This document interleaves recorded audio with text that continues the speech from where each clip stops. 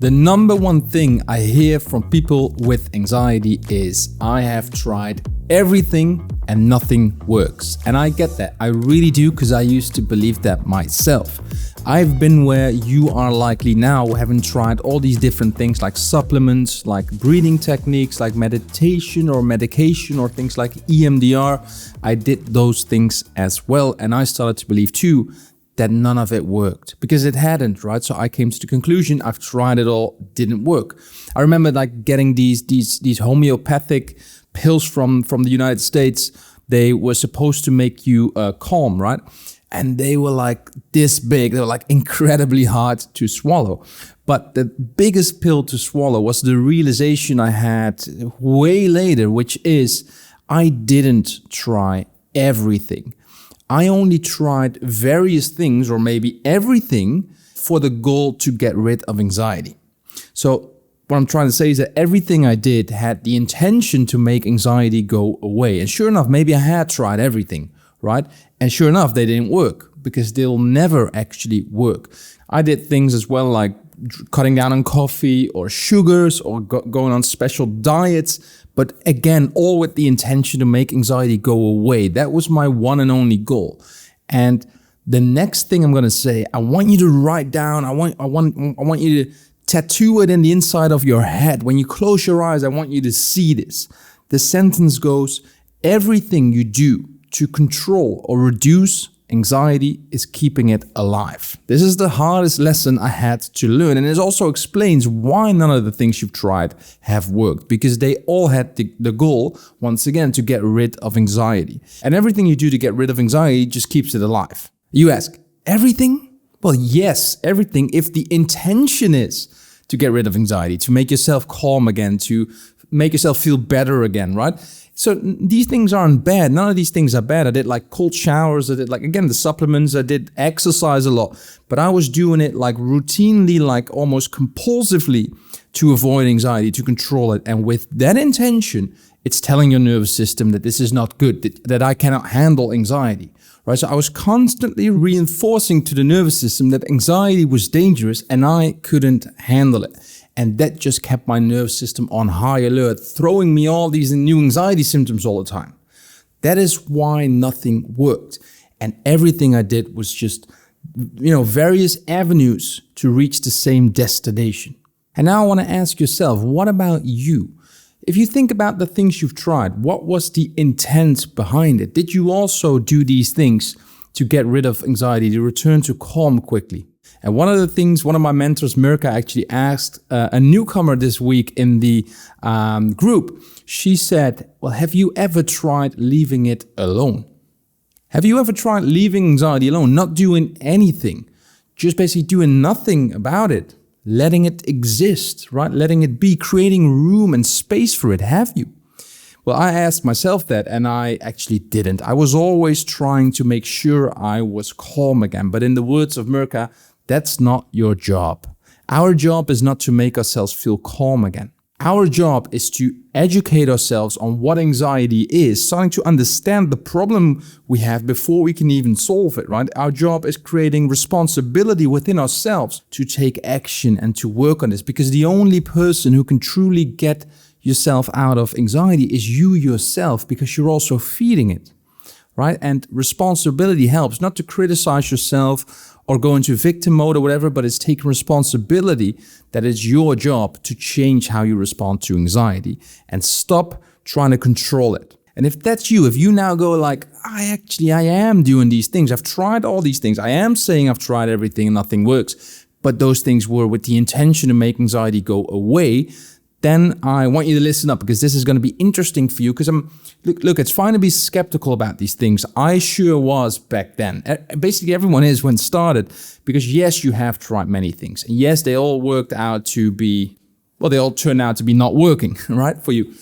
And they'll never have worked. But in our heads, we jump to the conclusion of like, I'm not going to try new stuff anymore. I'm not going to try anything because nothing works, right? It's that belief that we have. And if that's you, I'm hoping this is kind of opening a new door for you, a new avenue to explore. Even if you're skeptical, that's totally fine, because this means that there may be some light in this journey for you as well. I remember feeling for myself the first time I learned about this thing that I now teach, I was like, this sounds so good, but I've tried all these other things and they didn't work. And I applied that belief onto this one because I didn't realize those were all resistance, right? All ways to resist anxiety, control it once again.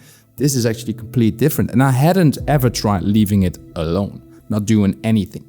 And if that's you, I hope you start to get this conceptually. And even if you're skeptical, that's totally fine. Because once we rip off that label that says doesn't work, we can explore it. Doesn't mean we have to actually go in deep and do everything yet. We can just explore it. We're opening ourselves back up to new possibilities and solutions, right? And there's one thing I want to talk about, which is hope and disappointment, because that's always at the core of these things. We're like, we had hope before, and it always turned out into disappointment. So the brain will go and project that onto everything else, to the future, right? And there's actually a thing that's very interesting. It's called learned helplessness. I don't know if you've heard about it, but learned helplessness basically is a state of mind, a state of being numb almost to solutions. Right? You feel so stuck that you stop trying to change your circumstances, even though solutions show up, right? And there's, to make this easy to kind of understand and remember, there's 3 P's that show up with learned helplessness. And I want to kind of share this with you to see if you have them, if you engage in this, because it's a very stuck place to be in, where all the solutions can be thrown at you, but you wouldn't take any action because you're kind of like numb to it, right? The first one is it's personal. We feel that anxiety is happening to us personally, right? We feel like we're being punished or something, or whether you believe in the universe or a God or whatever. I used to kind of believe I was punished for some reason. I don't know why, but anxiety isn't personal. It feels personal to you, sure enough. Other people don't have it. At least you start comparing yourself with others who don't. But it's not you're not being personally attacked. We view it as something personal instead of a pattern that we're in. So it's not our person. We're not broken. There's nothing wrong with us. We're just in a pattern, right? And once we view it more as a pattern that we're in, that we can get out of, instead of something personal, things start to shift, right? The second P is permanent. We start to feel and believe this is permanent. Because it's been going on for a while and we don't see a way out, the brain will go, this is for the rest of my life. And you know, nothing in life is permanent, not even life itself. Right? Everything shifts and changes, even anxiety, right? You're on this journey, you're watching this video now, so things are already starting to shift. If you've watched it till this far, something has resonated. Again, you can still be skeptical and say like, this guy's full of it, but still, you're watching, you're listening. Things are shifting. However small, things are shifting. Nothing is permanent, not even anxiety. You can take that from me as well, because I used to believe that, and now it's very different. And I've helped so many people get to the point where they're like, I had a text yesterday from this lady I helped, and she was like, I forgot I had panic attacks at all. And it's only been less than a year ago that she kind of got her life back. So it's like, that's how it kind of goes. We remember COVID, right? We thought it was permanent. Now we kind of forgot about it as well. Nothing is permanent. The third P is pervasive, which basically means it's affecting all areas of your life. Like we say, anxiety's taken everything from me. It ruined my whole life. And sure enough, I know that feels that way. I remember thinking that way too, but it isn't actually true. Because if we look at the various areas in our lives, there's still some good in it, right? Maybe we're still healthy, right? We may be doing financially well. We have a lovely family. We have a lovely pet that we really love. There's always something good in life. What's wrong is always available. So is what's right. So it doesn't actually affect all areas of your life. It just feels that way. And I know it's very consuming. I know that. But there are still good things in your life. And once you see these 3 Ps and you understand them and you see that they're not true, you create momentum, forward motion, right? There's something shifting. And you start to create, however small, a little bit of a change, right? You start to open up for other solutions. You get out of that numb state. So you realize it's not personal. I'm stuck in a pattern and I'm behaving in the most natural way that everyone would, or at least everyone does who has anxiety, because it's the most natural thing. You just need to learn about that. And by the way, if you want to learn more about that, I have a video in which I use a great analogy, I think so myself, which is the stress bucket. It'll show you how you got anxiety in the first place, but most importantly, how you keep it alive. It shows you this cycle with a very cool analogy. So I'll put the link below, go and check it out. Right? So we know it's not permanent. Nothing in life is permanent, not even anxiety. And we know anxiety doesn't affect all areas of your life. There's still some areas we can be grateful about that are still good. So in order to start your recovery journey, you got to get to the point where you decide to do it anyways, despite the chances of disappointment or you getting, your hopes up in this. And if I think back now to where I was, where I said myself, I've tried everything and nothing works. If I would have stayed with that conviction, I would have still be there. Right? I would still be in that learned helplessness state of nothing is working. So remember these 3 beliefs on learned helplessness and keep on exploring, right? Don't close your eyes to these things. I know it's tough. I know you feel exhausted, and that's all part of this journey.